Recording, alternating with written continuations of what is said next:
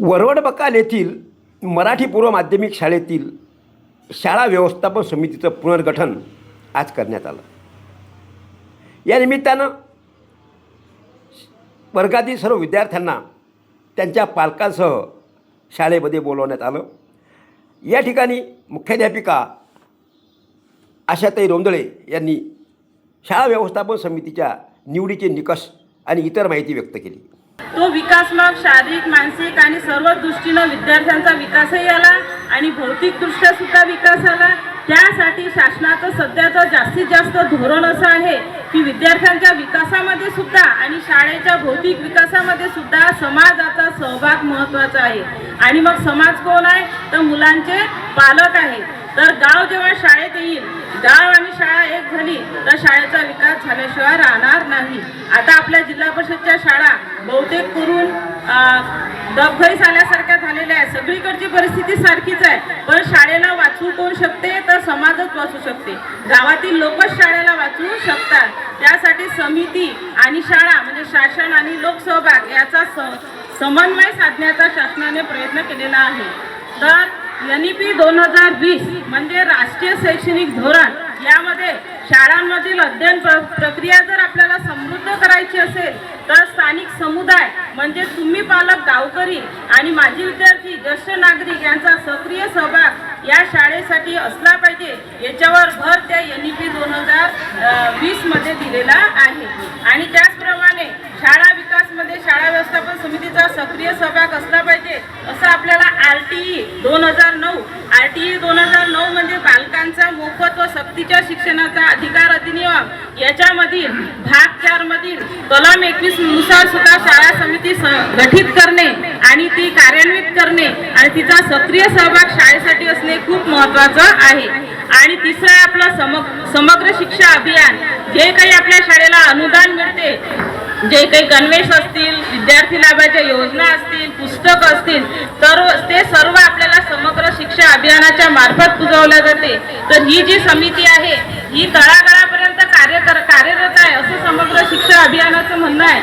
आणि समग्र शिक्षा अभियानाच्या ज्या काही योजना आलेल्या आहेत त्या योजना जर आपल्याला राबवायच्या असतील तर त्यासाठी शिक्षण विभागाचे जे उपक्रम आपल्याला राबवायचे असतील तर ही समिती फार चांगलं काम करू शकते असा शासनाचा उद्देश आहे.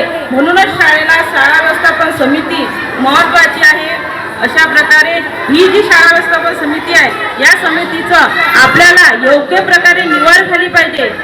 शाळा व्यवस्थापन समितीची सदस्य निवड करत असताना शासनाच्या मार्गदर्शक परिपत्रकात असं सांगितलेलं आहे की शैक्षणिक आवड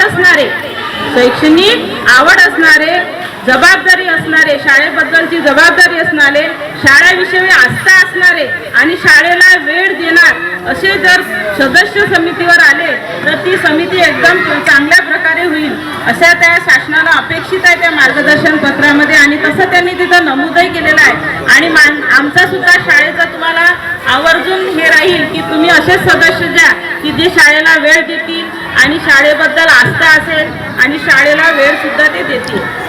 शासकीय निकषाप्रमाणे यावेळी वर्ग 1 ते 7 मधील विद्यार्थी संख्या आणि असलेल्या विद्यार्थ्यांच्या उपस्थित पालकांमधून यावेळेस शाळा व्यवस्थापन समिती निवड करण्यात आली.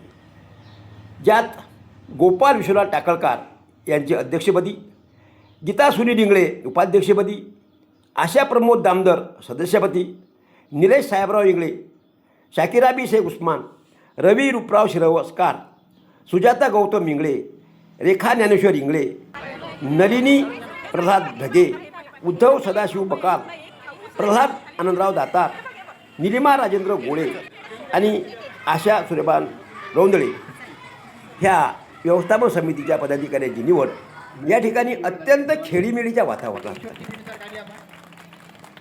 काही वेळा तर अक्षरशः ईश्वर चिठ्ठी काढून सुद्धा त्यामध्ये निवड करण्यात आलेल्या सदस्यांचा समावेश करण्यात आला. अध्यक्षाची निवडसुद्धा अत्यंत चुरशीच्या वातावरणात होऊन त्यामध्ये गोपाल विश्वनाथ टाकळकर यांची निवड सर्वानुमते करण्यात आली. उपाध्यक्ष गीता सुनी डिंगळे यांची निवडसुद्धा याच पद्धतीने याच प्रक्रिया राबवून करण्यात आली. आणि याप्रमाणे वरवड बकाल येथील मराठी पूर्व माध्यमिक शाळेची शाळा व्यवस्थापन समिती आज गठीत करण्यात आली.